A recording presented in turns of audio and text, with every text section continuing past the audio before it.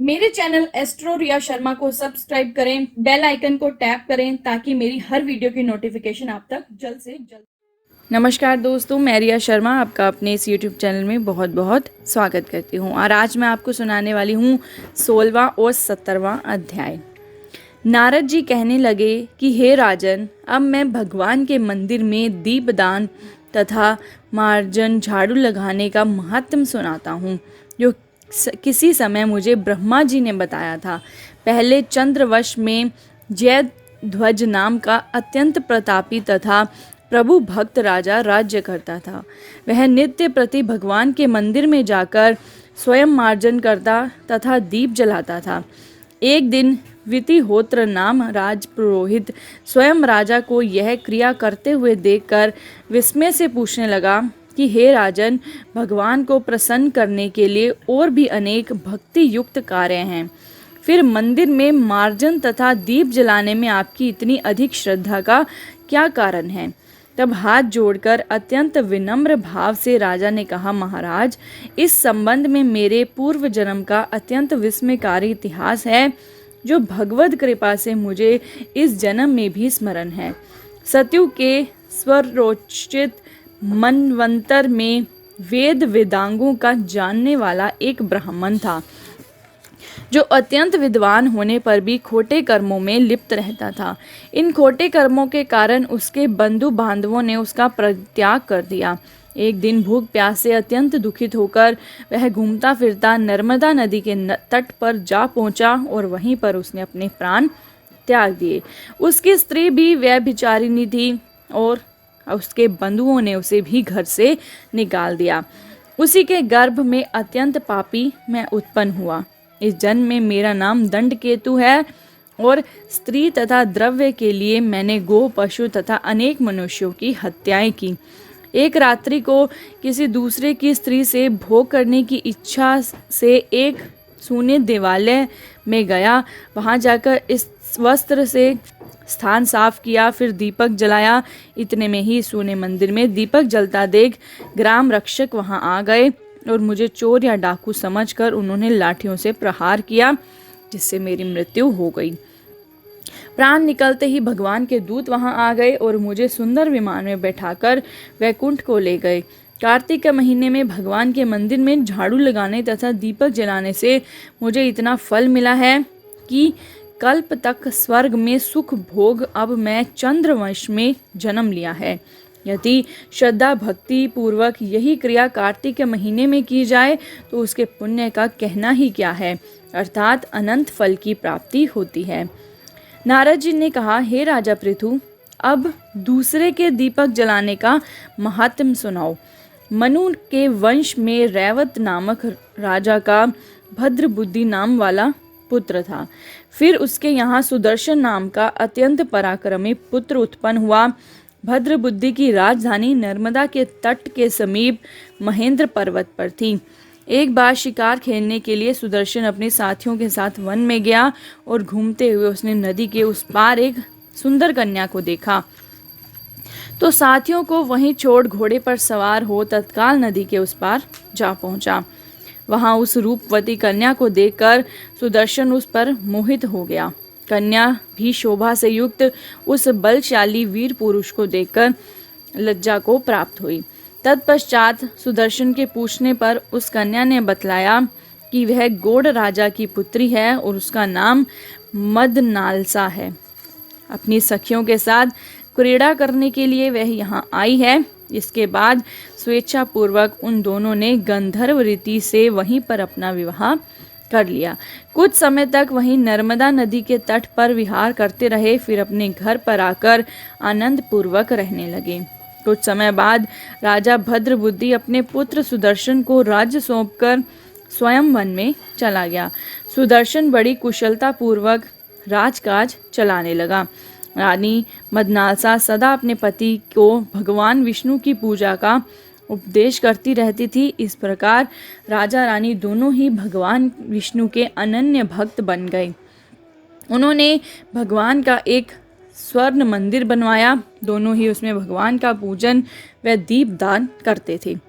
एक दिन रानी मंदिर में दीप जला रही थी कि उस समय राजा ने उसे बुलाया, परंतु दीपक जलाकर आने में रानी को कुछ देर लग गई। इस पर राजा सुदर्शन ने क्रोध वेश में आकर रानी से कहा, तुम तो कहती थी कि पति ही स्त्री का देवता है, फिर दीपदान में इतनी देर लगाकर तुमने मेरा अनादर क्यों किया? यदि देरी का कोई अन्य गुप्त कारण हो तो कहो। तब सती साध्वी नालसा अत्यंत स्नेही युक्त वचनों से बोली, हे महाराज, मैं दीपदान का महत्व आपको बताती हूँ। अब आप ध्यानपूर्वक मेरे चरित्र को सुनिए। पिछले जन्म में अन्न ग्रहण करने वाली मैं चूहिया थी। एक दिन गोदावरी के तट पर भगवान के मंदिर में रात्रि को जलता हुआ दीपक बाती छोटी होने से बुझने लगा। मैंने बत्ती को लोभ से पकड़कर उठाया और उस समय तो दीपक जल गया, साथ ही मेरा मुंह भी जल गया। इससे मैं मृत्यु को प्राप्त हुई, परंतु क्योंकि रात के समय भगवान का दीपक प्रज्वलित कर दिया था, इस कारण मैंने ऐसा सुंदर रूप पाया और आपकी रानी बनी। यदि कोई श्रद्धा पूर्वक भगवान के मंदिर में दीप दान करता है तो उसको फल का कहना ही क्या है। अपनी रानी के मुख से वचन सुनकर राजा सुदर्शन ने आजीवन कार्तिक मास का व्रत करके भगवान के मंदिर में दीपदान किया और अंत में वैकुंठ को प्राप्त हुआ। ये था 16वां अध्याय। अब सुना रही हूँ 17वां अध्याय। नैमिषारण्य तीर्थ में सूत जी ऋषियों से कहने लगे कि अब मोक्ष के देने वाले सब व्रतों में उत्तम एकादशी के व्रत का महात्म सुनाओ। एकादशी तिथि चाहे कृष्ण पक्ष की हो अथवा शुक्ल पक्ष की, उस दिन अन्न नहीं खाना चाहिए। एकादशी के दिन खाया हुआ अन्न पाप भक्षण के समान है। एकादशी का व्रत माता के समान व्रती की रक्षा करता है। दशमी तथा एकादशी को भी एक समय भोजन करना चाहिए।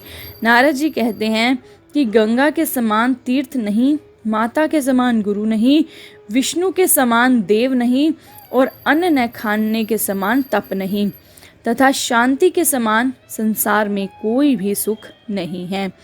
सत्य के समान ज्योति नहीं, कार्तिक के समान मास नहीं, ज्ञान के समान लाभ नहीं और एकादशी के समान कोई भी व्रत नहीं। व्रत करने वाला प्रातःकाल उठकर भगवान का पूजन करे, पुराणों की कथा सुने, रात्रि को जागरण करे। हे राजन, अब एक इतिहास सुनो। नर्मदा नदी के तट पर अत्यंत शोभायमान गालव ऋषि का आश्रम था। उनका भद्रशील नाम का विष्णु का परम भक्त एक पुत्र था। वह बालक अपने साथियों के साथ भगवान की मूर्ति बनाकर पूजन करता, साथ ही उन्हें उपदेश दिया करता था कि वे भी भगवान का पूजन करें तथा एकादशी का व्रत करें। उपदेश सुनकर बालक भी वैसा ही किया करते थे। अपने पुत्र के चरित्र को देखकर गालव ऋषि ने एक समय उससे पूछा कि हे भद्रशील, तुम हर समय भगवान की पूजा अर्चना में लगे रहते हो, सो यह उपदेश तुमको किसने दिया है? यह बात सुनकर भद्रशील बोला, हे पिताजी, मैं पूर्व जन्म का वृत्तांत सुनाता हूँ। पहले जन्म में मेरा जन्म चंद्रवंश में हुआ था। उस समय मेरा नाम धर्म कीर्ति था। दत्तात्रेय जी से मैंने शिक्षा दीक्षा ग्रहण की थी, साथ ही 1000 वर्ष तक राज्य भी किया था। उस काल में मैंने धर्म तथा पुण्य के अनेक कर्म किए, परंतु दैववश बुरी संगत में फंसकर मैंने वेद मार्ग छोड़ दिया और पाखंड के मार्ग पर चल पड़ा। मेरे दुराचरणों को देखकर प्रजा भी पाप कर्म करने लगी। इस तरह धर्मशास्त्रों के कथा अनुसार प्रजा के पाप का 6वां भाग मुझको भी मिलने लगा। एक दिन शिकार खेलने के लिए मैं वन में गया। दिन भर भूखा प्यासा रहा, खाने पीने को कुछ नहीं मिला। जंगल में भटक जाने के कारण शाम को घूमता फिरता नर्मदा नदी के किनारे पर जा पहुंचा। उस दिन एकादशी का व्रत होने के कारण वहां पर एकत्रित अनेक वैष्णव भगवान का भजन कीर्तन कर रहे थे। हारा तथा भूखा प्यासा होने के कारण मैं भी रात भर वहीं पड़ा रहा। प्रातःकाल होते ही भूख प्यास से मेरे प्राण निकल गए और उसी समय यमराज के दूत आए और मुझको पापी समझकर मारते पीटते हुए यमराज के पास ले गए। वहाँ पर यमराज ने चित्रगुप्त से मेरे पाप पुण्य का लेखा जोखा मांगा। तब चित्रगुप्त ने विचार करके कहा कि यद्यपि यह महान पापी है, परंतु इसने एकादशी का व्रत किया था और उसी से इसके प्राण निकले हैं। इस कारण इसके समस्त पाप नष्ट हो गए हैं। यह सुनते ही यमराज तत्काल अपने सिंहासन से उठकर खड़े हो गए और हाथ जोड़कर नमस्कार करते हुए मुझसे बोले कि हमसे बड़ी भूल हुई है, आप क्षमा करें। फिर अपने दूतों को धिक्कारते हुए कहने लगे, जो व्यक्ति भगवान के नाम का स्मरण करता है अथवा सुनता है, उसको कभी हमारे पास मत लाना। जिसके अनजाने में भी एकादशी का व्रत किया हो, उसके समस्त पाप नष्ट हो जाते हैं और उसे हमारे पास आने की आवश्यकता नहीं पड़ती। इसके बाद यमराज ने मेरा पूजन किया और फिर मुझे सुंदर विमान में बैठाकर बैकुंठ को विष्णुलोक भेज दिया। हजारों वर्ष इंद्रलोक तथा विष्णुलोक में रहने के बाद अब फिर मैंने यहाँ पर जन्म लिया है। जो कोई इस कथा को सुनता व सुनाता है, उसके समस्त पाप नष्ट हो जाते हैं। तो ये था 16वां और 17वां अध्याय। आशा करती हूँ आपको वीडियो पसंद आई होगी। भगवान आपकी सभी मनोकामनाओं को पूरा करे। आपका दिन, आपका समय मंगलमय हो। बहुत बहुत धन्यवाद।